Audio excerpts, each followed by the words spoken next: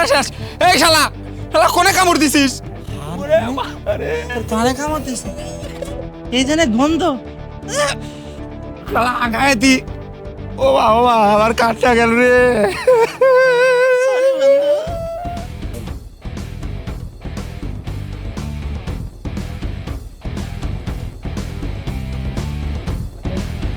আসেন মেম্বার সাহেব।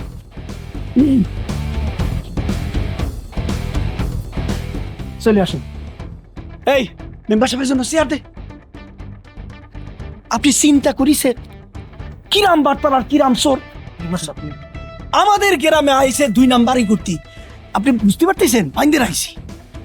আয়নাল ঘটককে তো আমি ভালোই মনে করছিলাম, সেও তাহলে তলে তলে চুরে গোলকে কাম করে। মেম্বার সাহেব, আমি তো ভালোই জানি সে যে ভিতরে ভিতরে খারাপ কাম করে, এদিকে আমি জানি কন্ত। আপনি চুপ করেন।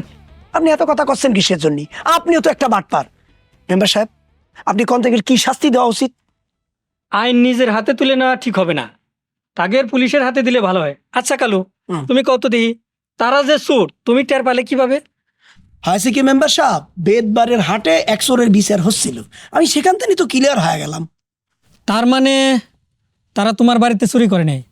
আচ্ছা কালু, কতদিন আগে বিচারটা হয়েছিল? এই হবে 3-4 মাস। 3-4 মাস। আয় চল, মাথা তুলো তো দেখি, মাথা তুলো।